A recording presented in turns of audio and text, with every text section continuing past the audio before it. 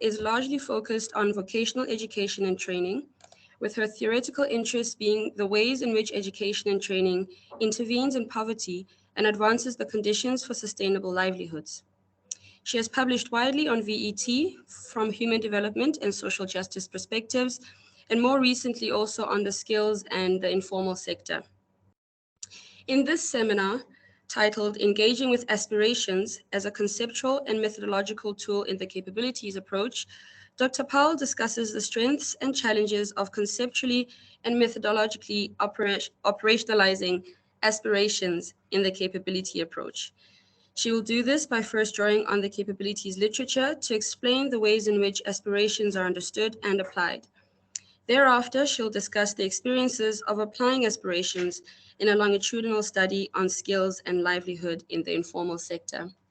We finally have the slides up. Thank you, Carmen, and thank you all for your patience so far. Dr. Powell, I'll now hand over to you.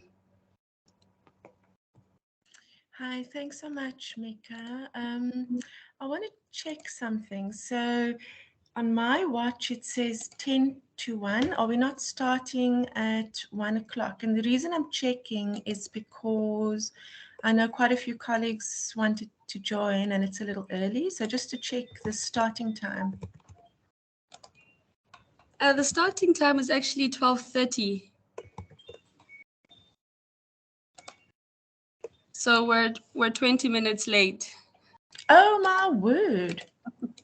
Okay, your email, yes, is clearly says join from 12:30 onwards to test. Okay, so I think there was some miscommunication. All right, well, apologies for that to everybody.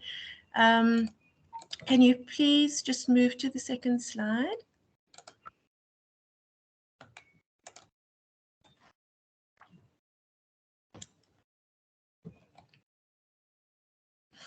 Okay, so I'm going to be talking about partly about how aspirations are used in the capability approach, but mainly I'm going to be talking at this topic from a skills development perspective and from our own work in skills and youth livelihoods.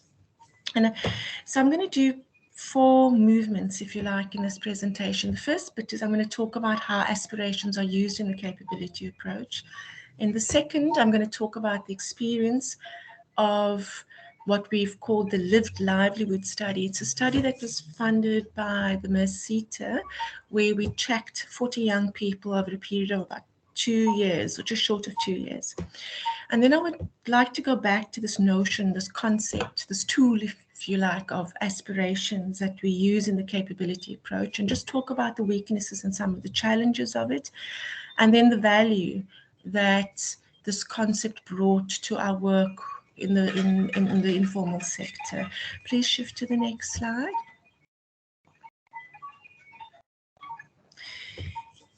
So why aspirations? I think aspirations is so central to the capability approach because we really want to find out what matters to and what matters for the communities that we work with. It's an approach that comes from a strong social justice perspective where we acknowledge that human agency matters and that the voice of the communities that we work with should be central to our knowledge, our understanding, and the ways in which we act upon those. So I've drawn from Apajura's work, as many of us have, as the building block, and he summarizes aspirations as how human beings engage with their futures.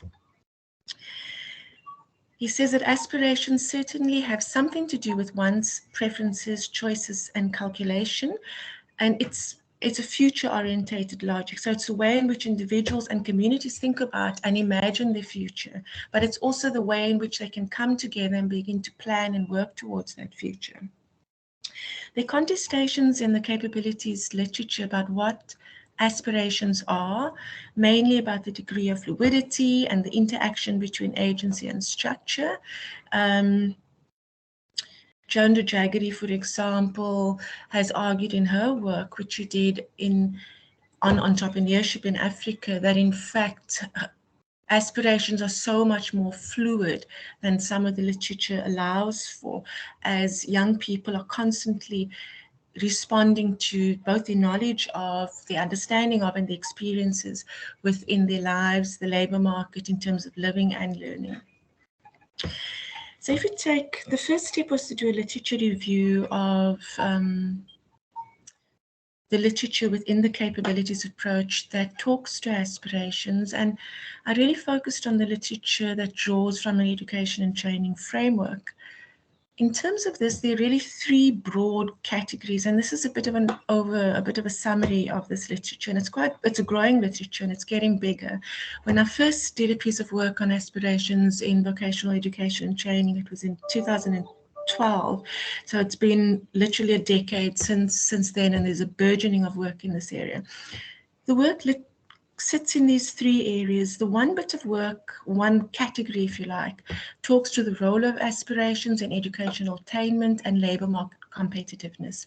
Much of this work critiques the neoliberal assumption that if you can only get individuals to raise their aspirational levels, in fact, educational attainment and labour market competitiveness would also be improved.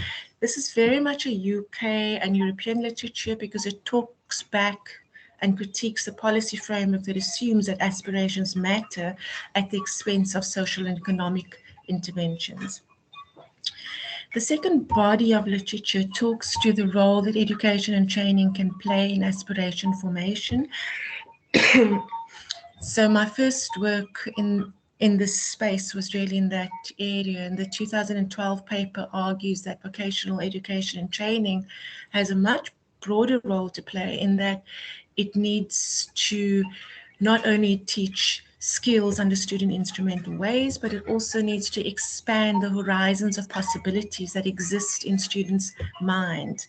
So it needs to expand what we called the capability for aspiration. And aspirations exist as a conceptual and a methodological tool for identifying what matters in the capability approach. Next slide, please. So the study I'm going to draw from, the Mercy to Live Livelihoods study, started in 2018 and ended in about 2020, in that the final report was submitted, and later, more 2021, in that the final bits of work and engagement work and wrapping up the project and so on was completed. So it finished last year, and I haven't written much off this project yet. One paper is in the press at the moment and another one's in process. It was a really challenging project on many levels. We tracked 40 young people working in the informal sector in engineering related areas.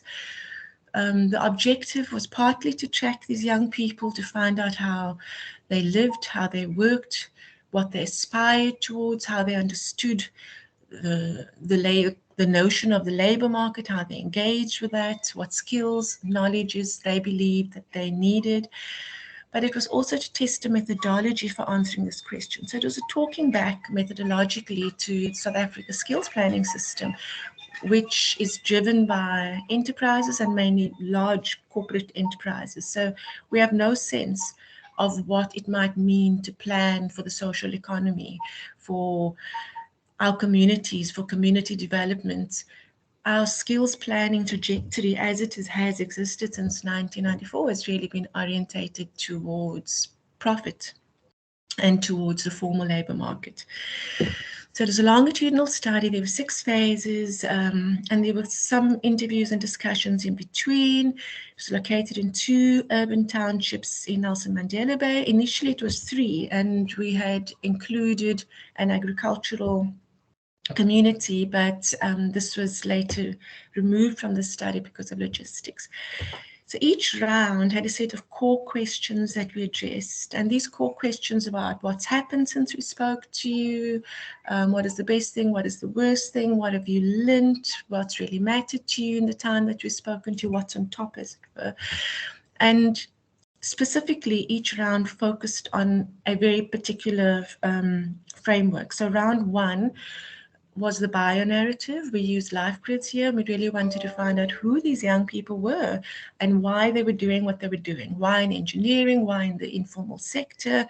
And I'm using that word, colleagues, even though I know it's a contested term. I'm going to use the informal economy and informal sector because we kind of have a sense that that is what we mean. There is a sector that's not regulated. The second round, we focused on aspirations and pathways. The third, we wanted to know where they work, how they work, with whom they work, which tools do they use, which tools would they like to have, what is their working environment like to work in, how would they like it to be, who do they work most closely with, who do they rely on completely, who could they not do without, how do they work together, how do they engage. Round 4 and 5 is really focused on education and training and knowledge, and we wanted to get a sense of how they understood this and what they believed education and training at vocational education level and activate colleges and university might do to better support the educational pathway. We know globally that those who work in the informal sector are largely neglected by public institutions at post-school level. And so we really wanted to get a feeling from them. What has helped? What have they seen that might have helped? But we also wanted to do something else. If you look at skill systems globally, you're really looking, gosh, I'm just going to do the two ends of the spectrum. On the one end of the spectrum is the employability-driven skill systems, where skills are understood as, in quite instrumental terms, as separate from knowledge, as something that you can learn practically through an apprenticeship and quite quickly. And these systems, such as the UK, for example, have pushed quite strongly the employability narrative. And then you have the Scandinavian, the Germanic countries, where skills are embedded in knowledge and are embedded in much deeper socio-economic, cultural systems. And career pathing takes place within these much deeper systems. So I'm sorry, I'm just kind of doing these quick sweeps through massive bodies of literature. And we wanted to get a sense of how they understood learning skills in round 4 and 5. And round 6 was COVID, so we really wanted to, we changed the study there, and we kind of got a feeling from them of what's happening in your life, how are you coping, and the CETA gave us a stipend which supported learners during that time period. So that's what we did. We used what a realist capability approach or critical realist capability approach, in addition to each round drawing on very specific frameworks. So round 2 that focused on aspirations really drew from Zippen. I'm feeling very pressurized by this time glitch, Mika, so I'm going to try and go quite quickly, and colleagues can maybe use the comments just to flag that if I'm going too fast, or maybe just ask questions afterwards. The blue bits highlight when aspirations came up. Even though we'd framed aspirations to be addressed in round 2, what happened was that it was so core to young people talking about their lives. You know, this is what I want to do. This is why I want to do it. This is what I thought doing this would achieve, and that's why I did something in the past. And it was such a core part of the narrative. So the blue bits highlighted parts where aspirations were raised by these young people, not always using the language of aspirations, using the language of my goals, my hopes, my dreams, my imagination for my future. And these also changed round by round as well. Mika, can you move, please? Thanks.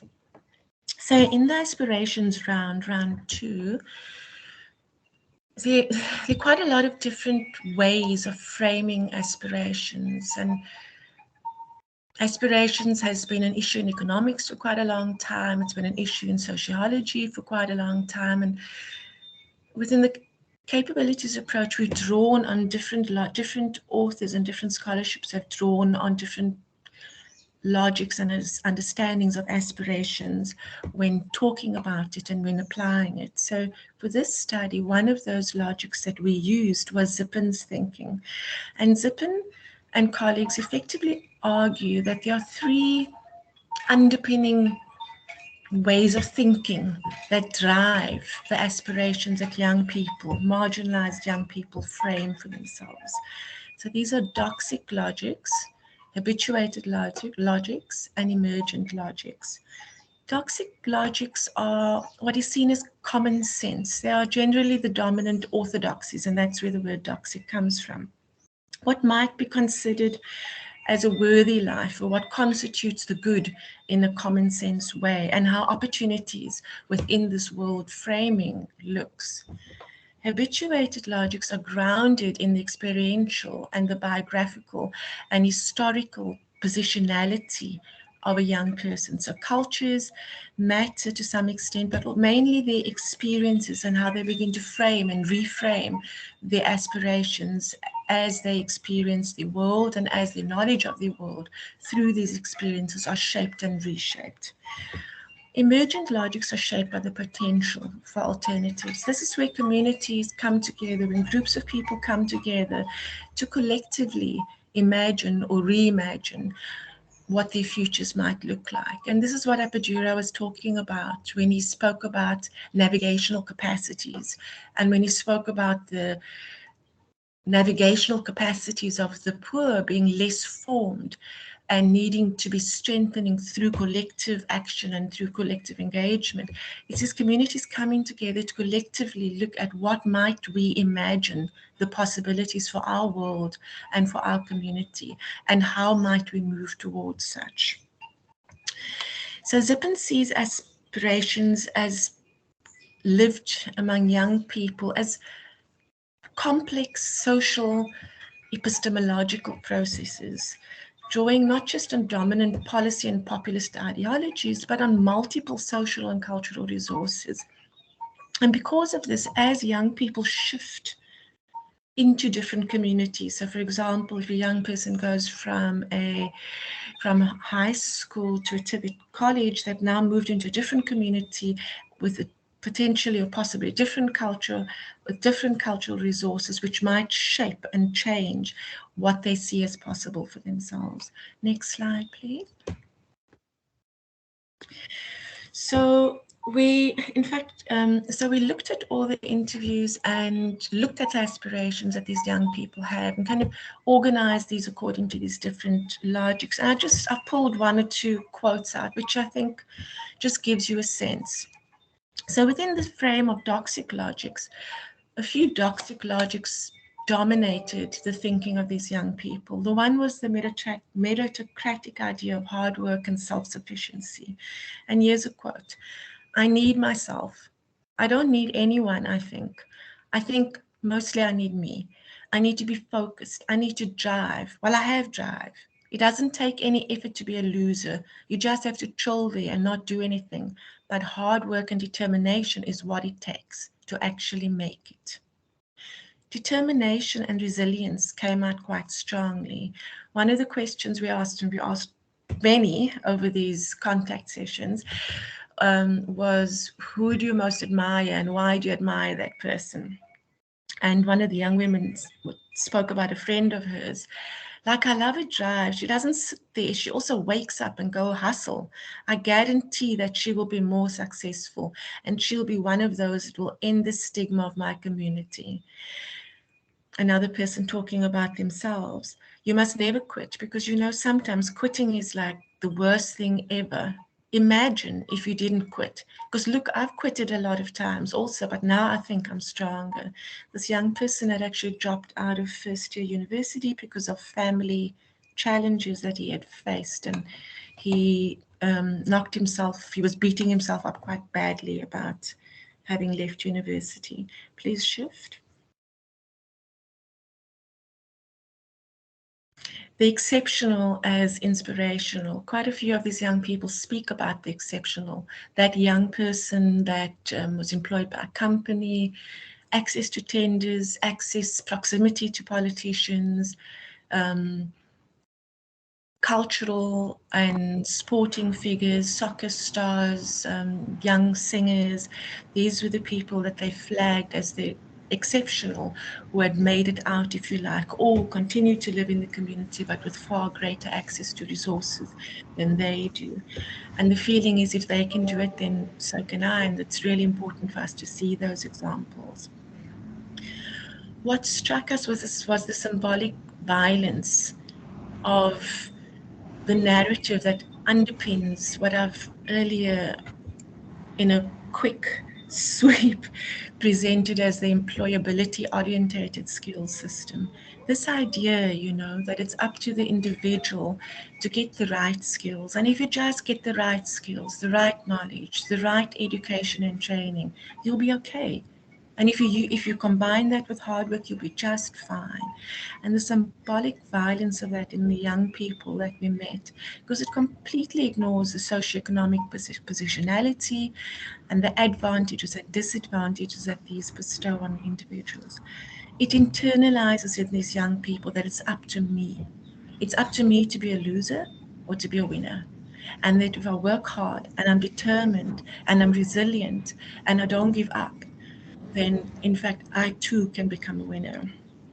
And the work that's being done in entrepreneurial education and training, I really want to just flag this, because entrepreneurial education and training has become the catchword and the buzzword, and you're just thousands of them all over the country. In fact, I was approached by various people from Europe, from the UK, from Australia, from the States over the last 6 months, who have entrepreneurial education and training programs that they would like my chair to buy into and to support. And it's all this. They all have the same logic, they entrench this toxic idea that entrepreneurial traits is what individuals need to learn, and if they can master these traits and combine that with business acumen, they will be just fine. So next slide, please. Habituated logics are how these young people change their ideas of what is possible for themselves as they confront various obstacles and various possibilities.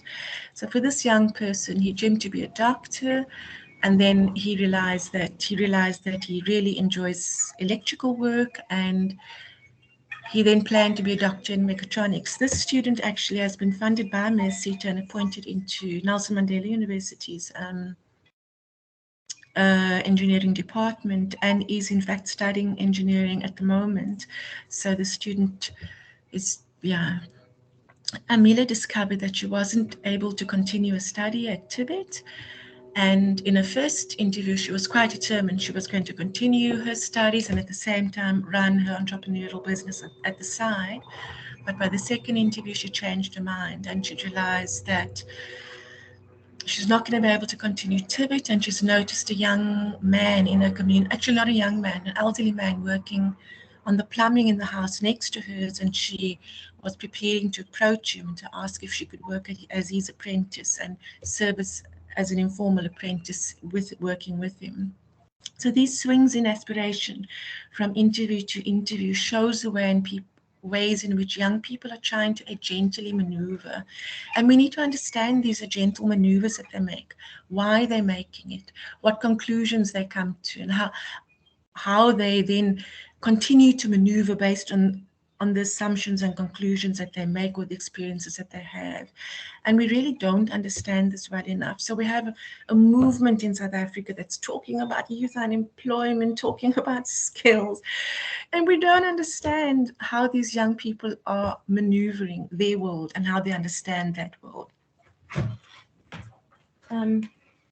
This swings in aspiration from the little miseries, these swings also, it brings all kinds of doubts, these self-doubts and the anxieties and the stresses and the daily struggle that these young people have in trying to find their way forward. And they are finding their way forward. They're walking a path that hasn't been walked before. These young people are in education systems that didn't exist in the way that they exist before 1994. They're also part of a new world of technology. They are part of a world where the growth in the youth population has been absolutely enormous. So they find themselves in a very different space to the space that existed even a decade and a half ago. And they are trying to understand this space, and we are trying to understand these as scholars as well. And we need to co-produce this knowledge, I think, and work with these youth to understand how this maneuvering happens. Please move.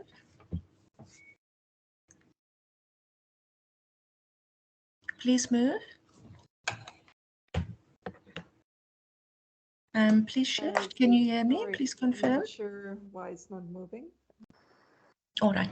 So the next slide talks to emergent logics, and they'll get to it in a minute. And emergent as logics and really opens up a lot of space for education and training. And it's here that we are able to think about what education and training might be able to do differently and do better. And we need to do this in engagement with our communities. Next, please.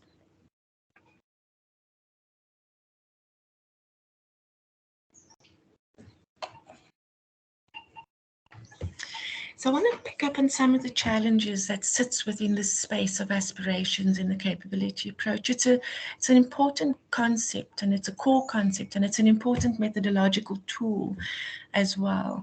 So one of the tricky areas is this idea of adaptive preferences. The idea of adaptive preferences is that people adapt to the environment that they find themselves in. So rather than walking around being really miserable about their context, they begin to adapt their aspirations to align much more closely to what they think is possible for their future, but also to the context within which they are living. And the literature on adaptation is not new. You know, it goes all the way back to Mills in the 1880s. It goes back to Marx and his false consciousness.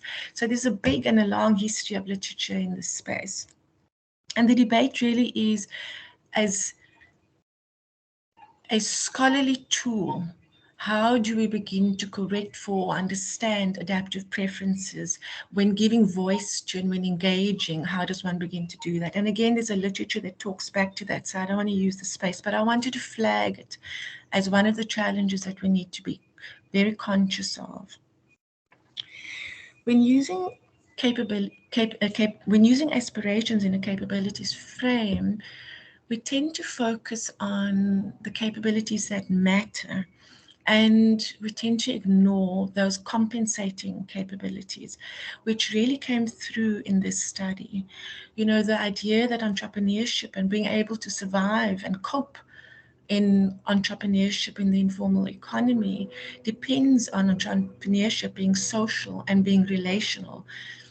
The fact that entrepreneurship training that focuses on survivalist entrepreneurship in this country anyway, and most of the programs I've looked at tends to isolate entrepreneurial traits and tend to draw on entrepreneurial traits such as competitiveness, individualism, individualistic behaviors, and those dispositional aspects which draw from a form of entrepreneurship that's more closely aligned to what we call competitive entrepreneurship than it is to survivalist entrepreneurship. And that completely ignores the language, the culture, and the knowing how to talk to people and be with people. That's a quote from one of our young people. Talks back to this to the way in which young people have themselves begun to compensate in terms of their aspirations and the way in which they move around that, and begin to compensate in terms of what they see as their lack perhaps of qualifications, but their knowledge of communities and their knowing how to talk and how to move within those communities.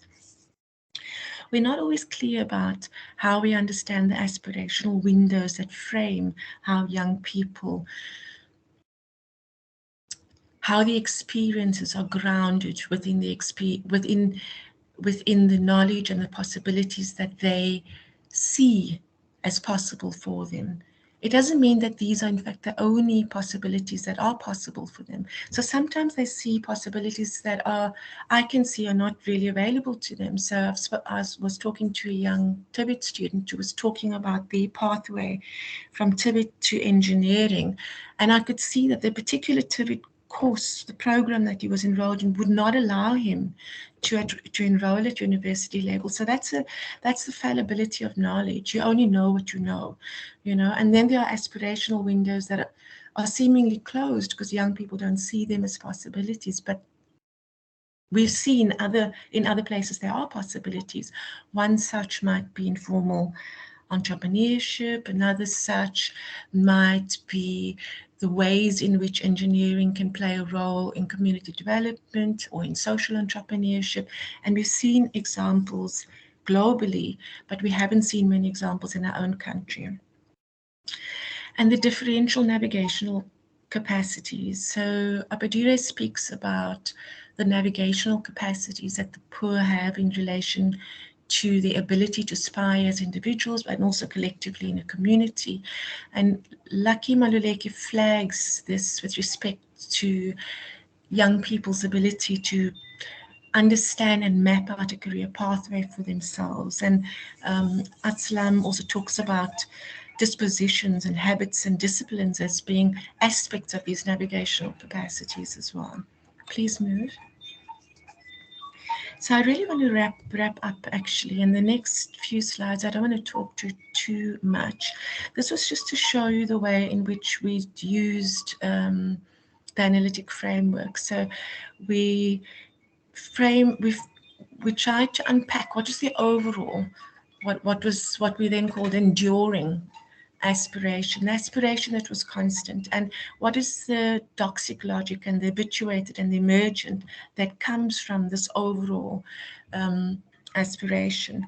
We didn't use conceptually the language of aspiration. In fact, I used the language of life projects from Margaret Archer, mainly because I was using a critical realist frame, which allowed for an understanding of structure and agency, which was very important for understanding how aspirations were formed, both structurally within the individual in terms of their habitus, their field, as well as what aspirations made possible for the individual and the community. Please move. So I don't want to talk about this too much because it's coming, it's in a paper, it's been produced in a paper that's forthcoming. And what it allowed us to do was to develop a typology of entrepreneurs. And this is not the only typology, perhaps, or not there might be other types of entrepreneurs. And I wasn't really trying in this work to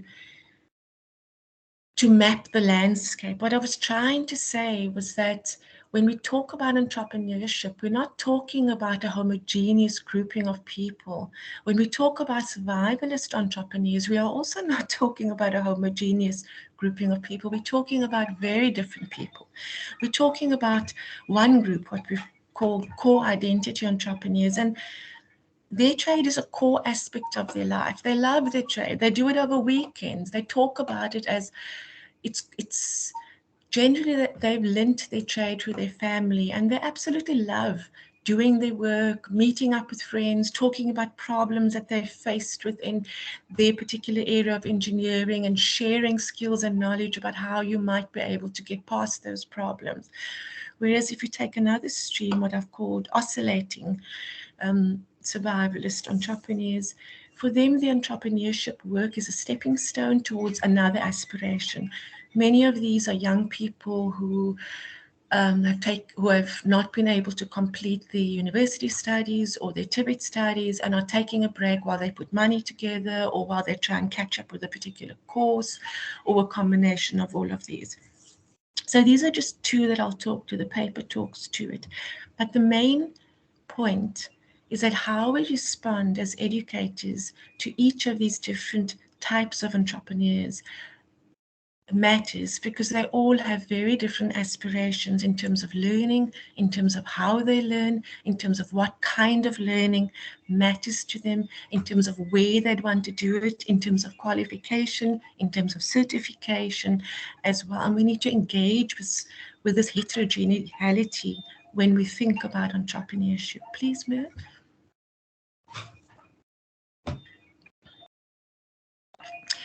We unpacked for each of these what their doxic logic was, what the habituated logic was, and what the emergent logic was. In fact, please move to the next slide. I'd rather use the next slide as an example.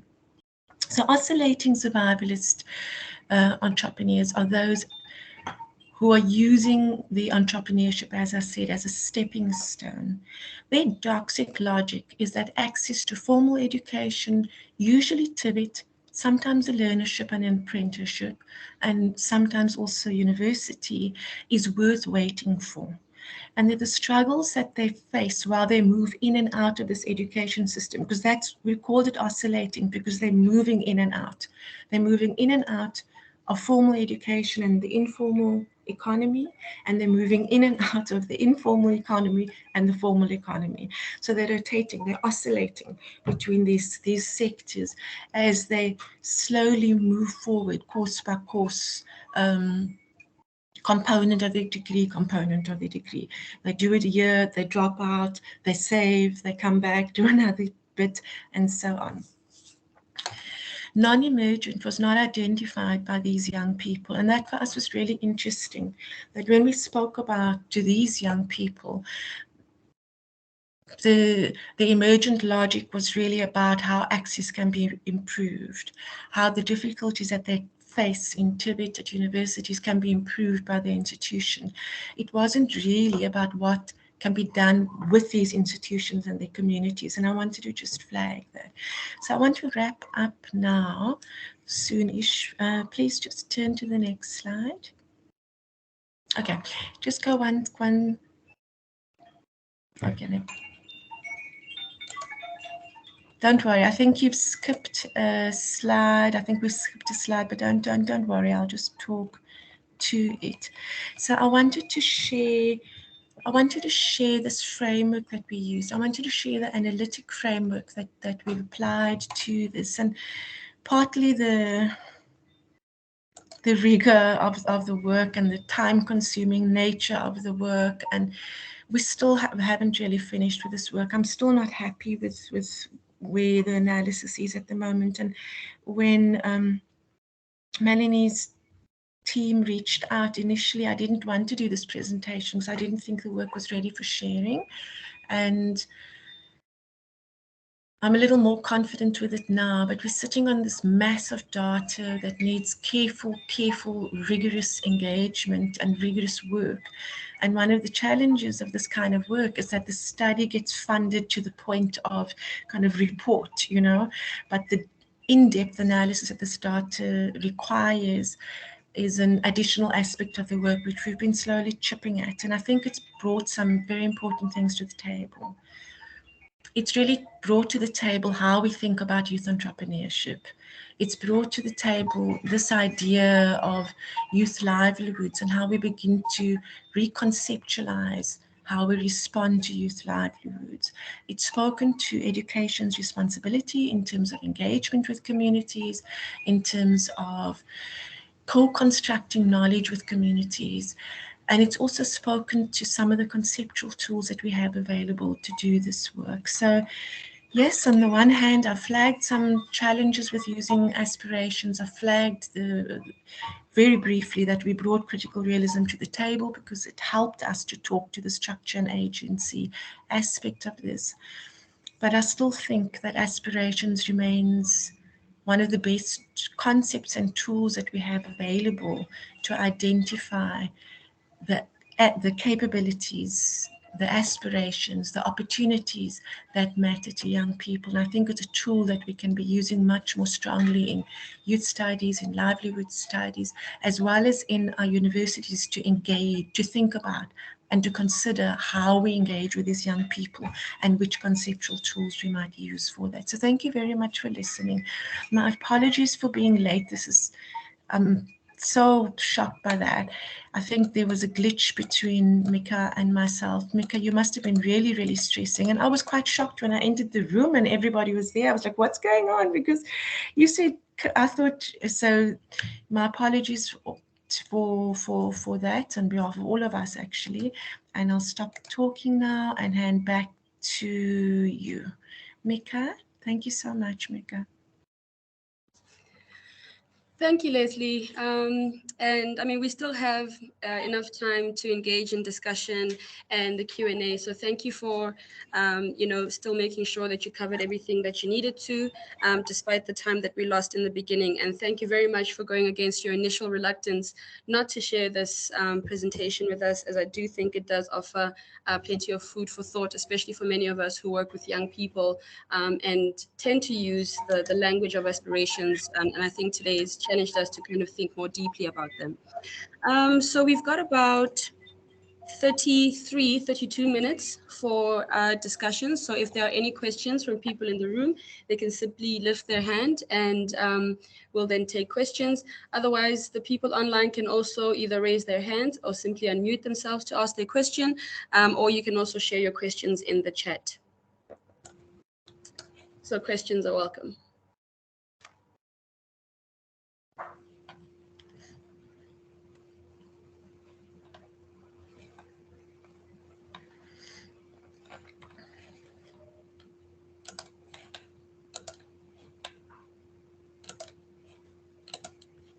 Okay, we have our first question from the room, and that's from Fenella.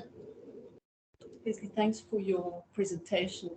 It's just a question for clarification, really. I was interested in your notion of the compensating abilities, and I'm not sure I understood you correctly. They were listed as a challenge, and I wondered if that was, if they were being sort of juxtaposed with valued capabilities. I just, if you could give a bit more clarification there.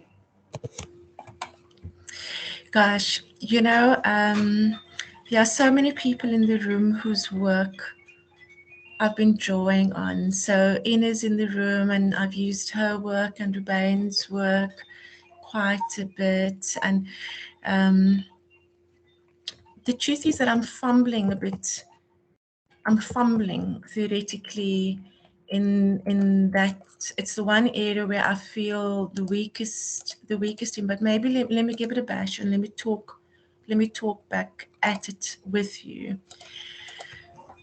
When I looked at the literature on capabilities, we tended to focus on what role education can play in expanding capabilities, or what capabilities young people had and the ways in which educational systems were responding to such. So in a way, a systems approach on the one hand, and in another way, an approach that tries to expand those windows of aspiration, if you like. What we saw in the communities was that people who were working, these young entrepreneurs, they were beginning, because we did this longitudinally, so the conversation was changing as different experiences were encountered. And so what we were finding is that they would start off with one aspiration, and then 2 months later they'd have quite a different idea. And this was partly because they were confronting obstacles at points to the initial idea, but also because they were confronted with other opportunities. And so this idea of compensating abilities, and it might not be the right language, and you might be right in flagging that, is really about the ways in which these young people are maneuvering their systems and how we lose that and we miss that when we come at this question of aspirations from an institutional, spatial vantage point. So geographically and institutionally, when our population, if you like, is university students, when we're talking to university students, they are, of course, also community members. But when we are only talking to university students and only talking to TVET college students, we lose some of this maneuver that's taking place. And I think it's within this maneuver that we have this compensating abilities. And there's a literature, that talks to the resilience, I suppose, and I don't like that word, the resilience of our people, the innovativeness of our people, the ways in which our people, not just in South Africa, but across the continent actually, have responded to their environments in such creative ways. And I think it's that. And I've called it compensating abilities, and perhaps I shouldn't have, and perhaps I should call it something else. NASPOM has a few languages which one could draw on, perhaps, which might be better. But I chose compensating abilities because I wanted to talk back to literature that locates within the institutional spatial dimension, framed within the experiences of that institution as compared to young people who sit outside of those institutional frameworks.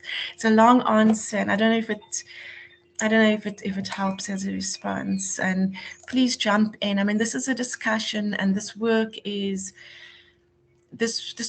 feeling its way forward. You know, and when we first presented this work, one of our colleagues, a dear friend and comrade, and scholar whose work I really enjoy and admire, we were sitting in the room together, and she was saying, but why are you presenting this in a VT, vocational education and training space? Like, you should be talking community colleges, kind of go and talk community colleges. And like, no. And what is the informal economy? Surely VT is about, it's precisely about vocational skills in the formal sector and vocational pathways within the formal sector. That's what it's about, you know.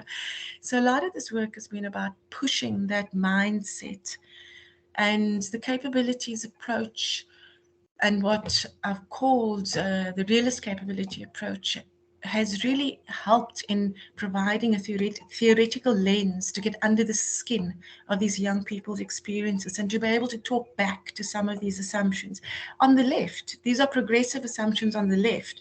These are not the neoliberal assumptions. That's a whole nother ball game, you know.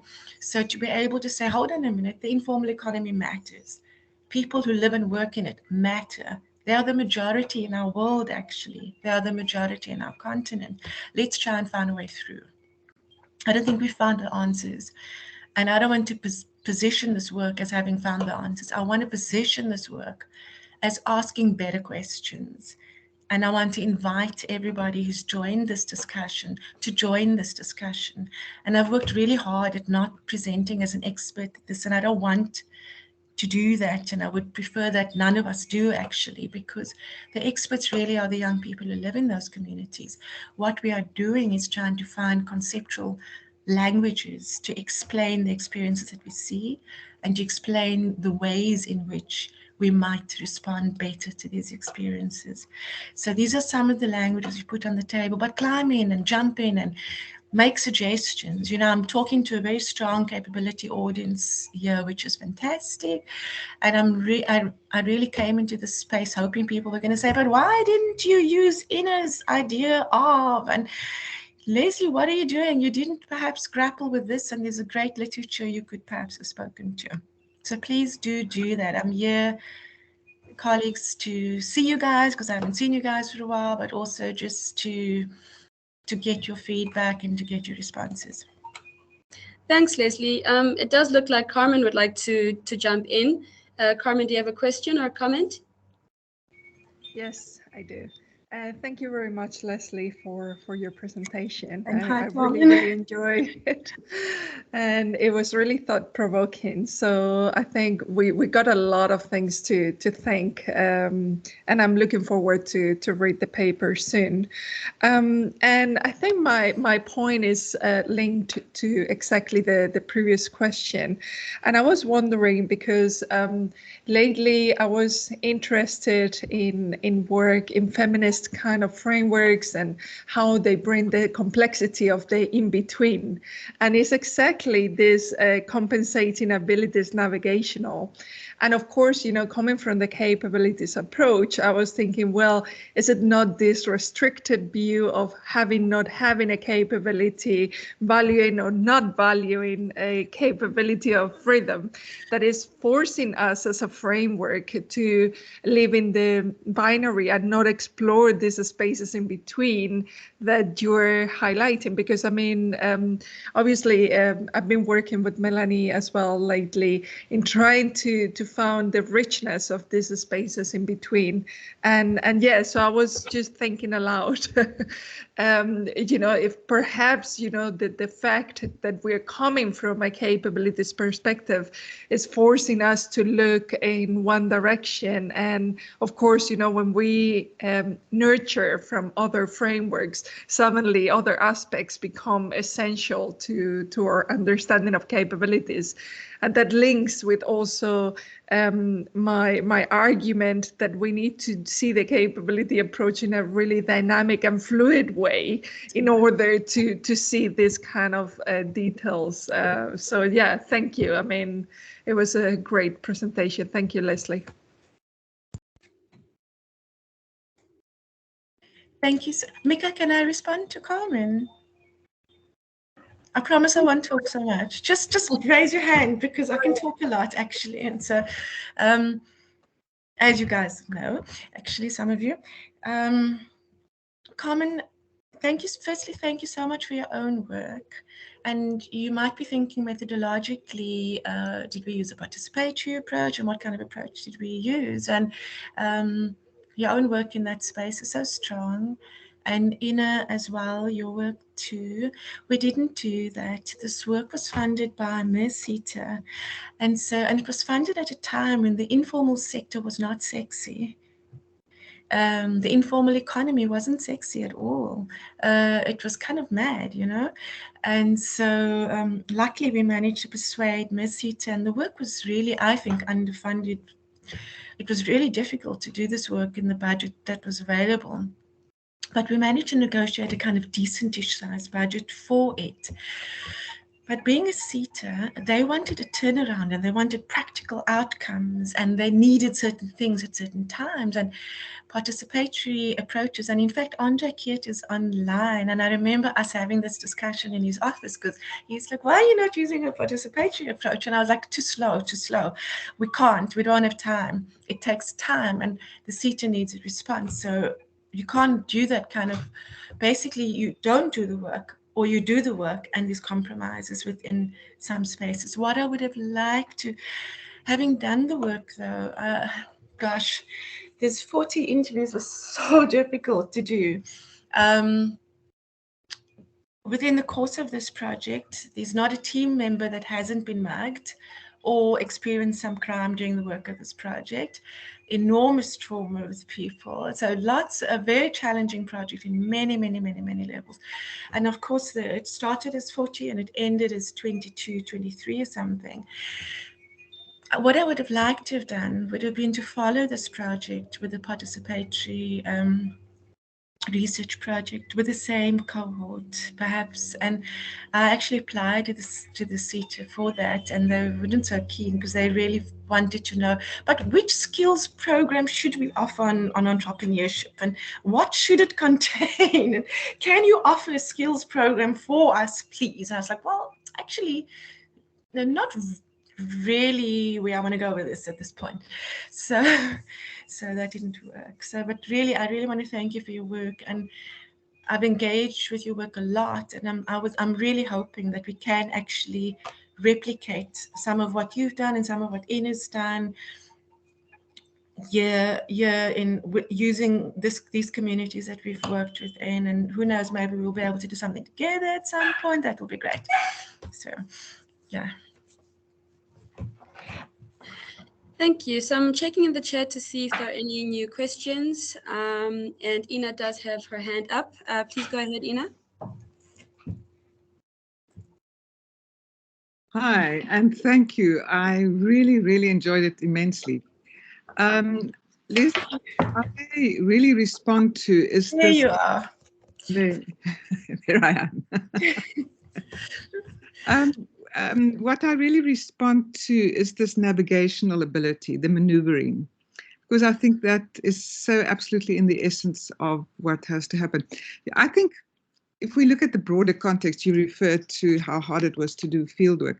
I think everywhere at the moment we are in one of the hardest times that I've experienced in my life, and people at in all parts of society, I think, probably feel that. And so all of us are in a space where we have to navigate and discern and try to work out what is really happening. And I really like that. I like the fact that you used the realist approach. I like that thing between real opportunities and agency. So well done. Thank you. Ine, you know, gosh, I've been wanting to spend time with you, and I've been wanting, yeah, I think it's ridiculous actually. It's just crazy now. It's becoming a bit silly and a bit ridiculous. So you know, we really should find some time just to spend some time together now. I mean, one's been plotting this, and then COVID, and then everything happened, and so it just hasn't really happened. But just to kind of talk our way through this work, because I think this work has suddenly become really sexy, both globally and locally. And there are opportunities now, and I'm sorry to be so strategic, but I am talking to a community of scholars. I think there are opportunities now for us to come together and to put bigger projects together in this space that didn't perhaps exist a few years back. You know, a few years back, we were kind of these mad people barking up the tree, and people would literally tell you at conferences like, what are you doing here? Shouldn't you be in that other conference over there? You know, it's like, no, this is precisely about education, stop it. And now, of course, everybody wants to talk about the social economy and the real economies that our people are working in the continent. And these are the questions that we're asking. And for me, it is about room for maneuver, and it is about the fallibility of knowledge, ours, as well as that of the young people. And I think this is just a really important moment, and for us to come together as a community and say, look, what have we got? What can we do? And perhaps begin putting some bigger projects together, because I think we should do that. There was thinking around doing this, and we know that the cut in the UK funding has been felt severely by all, but I think we must get back to the drawing board on that. And there might be a moment for us now to actually try and actually put a meeting of that kind together, because, you know, this is just becoming crazy now. I mean, it's ridiculous. And Carmen as well, I've really been wanting to talk with many of the colleagues here. Much of the work that one has been engaging with over a distance. So perhaps if nothing else comes out of today, and I'm sorry to use this, Mika, you're smiling at me. Just like, look at her. But to use this as a way, but perhaps, Mika, we can task you with calling some of us together at some point, and you know, we can chip in some money. I mean, I've got a little budget that we can chip in some money from our side up, and perhaps we can put some funding together to bring us together around a table. And besides, I miss you guys and I want to see you guys. So there you go. So. I don't mind at all taking on that task, Lesley. Yay! All right. Do we have any other questions in the room, perhaps? And online? Questions, comments, thoughts?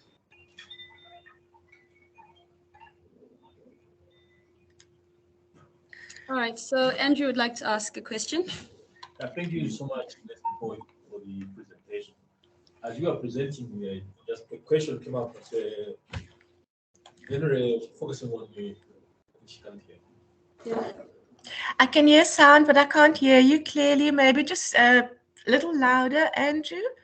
Yeah, I was saying as you were presenting, a thought just came, and the question was when we're talking about maybe emergent logics and the youth being a period that is not static itself, and the aspirations also being fluid. So when we're talking of emergent logics, like which youth are we targeting? Because the youth that maybe we draw our data from will not be youth maybe by the time the interventions are put in place, because youth as a period itself also changes and aspirations will also change. Andrew, I've struggled to hear you, and I suspect it's because you've got a very deep voice. So what's happening? My laptop was bought by the university before COVID, so it wasn't bought for good sound. So what's happening is it's vibrating. So I'm going to ask one of the women with or somebody with a not so deep voice to just please repeat. All right, I think he was basically talking about the fluidity of the concept of youth, that the period of being in youth is a fluid concept in itself. And so it comes with the expectation that aspiration. Absolutely. Yeah, so Yes. that's what he wanted you to respond to, and how that also affects the way in which the aspirations are formed and how we can expect them to kind of remain the same when that period of youth obviously is dynamic and ever changing. I fully agree with you, Andrew, and that I think youth studies has. I thought we were going to have Adam here from the HSOC. Maybe he's. Oh, okay. I think that would have been nice just to call him into the room as well. I think youth studies has really spoken to this, and there's so many examples about when we talk about youth, we need to understand that it's a transient period in its own right. And within youth studies, a lot of debate about what is youth and when does this, when does it begin and when does it end and when does adulthood, and all these kind of discussions. But I do think that theoretically that aspirations do change over the course of a lifetime. And partly why I used critical realism was because it acknowledges that so strongly. And using the language of life projects rather than capabilities allowed us to understand structure not as something that just kind of sits there in the air in the kind of Giddens way, so here's agency and there's structure, and it allowed us to understand structure as something that our aspirations almost activate, if you want, or if you like, and that our aspirations are itself formed by that structure, but it also activates it. So, for example, to use a silly example, if I decided I was going to run a marathon, which I had recently, which was quite nuts of me like a year ago, and then you get a creak in your knee, that thing wouldn't have been, or suddenly you realize it's really dangerous on the street when you run at a particular hour. You knew that before, but suddenly it becomes activated in your life in a much more tangible way. So now you begin to shift your aspiration. You begin to, and it's a very silly and not a very good example, but I want to avoid taking an example from skills, from Tibet, and from universities. And in a sense, this is, I think, what we do throughout our life course. And one of the mistakes that we make, I think, in thinking about adult learning is that we begin to see it in this almost static way. And I think we must see it in this transient way, not just for youth, but also for adult learners. So I don't know if, are you doing, I'd actually like to hear about your project, Andrew, because I don't know your project. Are you doing something in youth studies? What are you doing? But please let somebody with a lower voice, because my computer's going to when you talk, because you just boom across it. Tell us about what you're doing. You want to try? Okay, so he's working on youth aspirations. They study in Malawi for young people who have not had access to university, and so they're accessing higher education through alternative programs that are offered by NGOs. Amazing. That's fantastic work. I don't know if you know Jocelyn's work in Ghana, Jocelyn Alamensa. You might, I don't know if you know, she's also just a lovely, lovely, lovely woman. So most of you probably do know Jocelyn's work in the informal economy in Ghana, but you might also just want to make contact with her because, yeah. Thank you. She's just lovely as well, and I think she's a bit lonely in the UK at the moment, so she'd actually love to talk to you as well. And she takes a youth studies approach to her work and aspirations, her work in Ghana. So I don't know if it's helpful. Thank you. Yeah. So we've got 10 minutes left. Still plenty of time to engage on what we've been talking about today. Are there more questions, comments in the room? I want to hear from you guys, man. I mean, this is the thing. I want to hear from you guys. I want to hear what you guys are doing, because some of you I haven't met. I want to hear what Ina's busy working on at the minute. And I want to hear from you guys. I'm tired of talking. And Sam is here. Hello, Sam. Please say something. I want to hear what Sam's busy doing. So that in a way, maybe this last 10 minutes, this is partly about community, I suppose, and please share somebody else what you're doing. You know, we can continue the dialogue in other spaces. Would anybody like to indulge Lesley and talk about their own work, whether it has to do with youth, aspirations, both? Hi Lesley, hi Activities Mika. approach. The informal economy. The informal economy, there we go. Hi. Is that you, Sam? No. Yes, Yeah. I just want to say, Lesley, I enjoyed your presentation. I was a little bit distracted with some other work, but I really look forward to reading the paper. I am not really involved now with much on youth studies now. Something else which I hope I will be able to present in this forum in a couple of months around higher education on the continent. So, but I really enjoyed your paper, and I look forward to the paper itself and see how you've applied the capability. I like the concept of realist capability approach. So I really look forward to the paper, but thank you very much for putting me on the spot, I guess.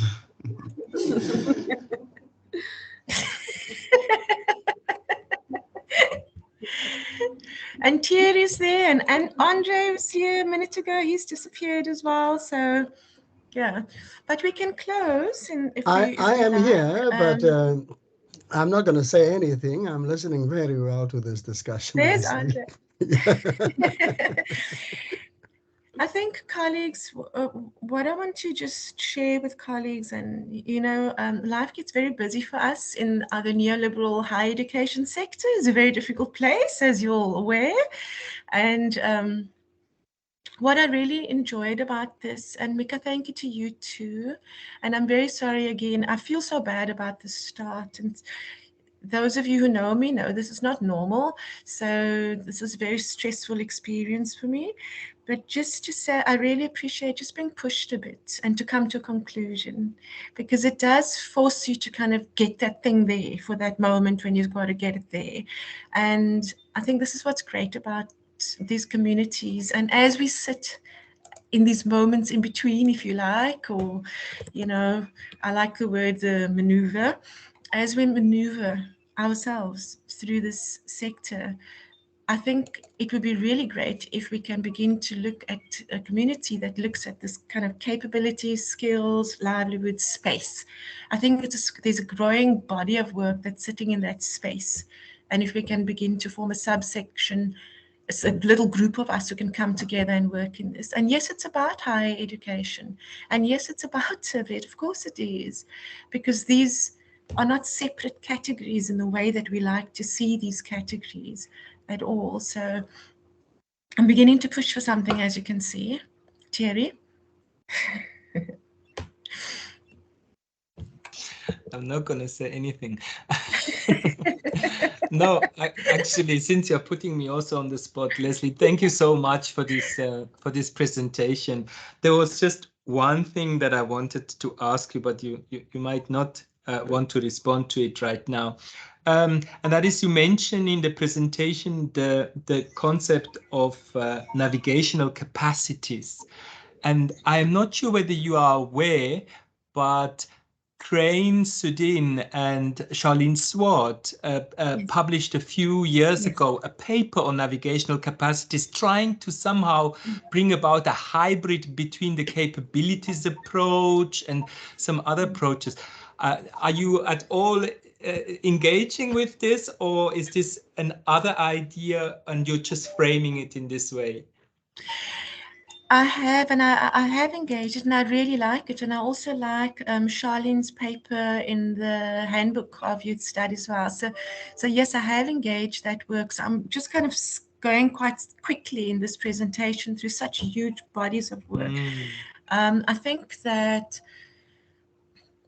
how we begin to understand navigational capacities within a youth studies framework, within a livelihoods framework, within a skills framework, and conceptually the tools that we begin to bring to the party in that regard, there's some convergences that's starting to happen across these different frameworks. And so, yes, I do know the work, and I really like that work, and I've used that work myself. I've used both in this as well as in my thinking. In fact, I think we cite it in the paper that's gone out, myself and Simon's paper that's in print at the moment. So yeah, I know that work. But thanks, Jerry, for flagging that work. I think it's incredible and important work too.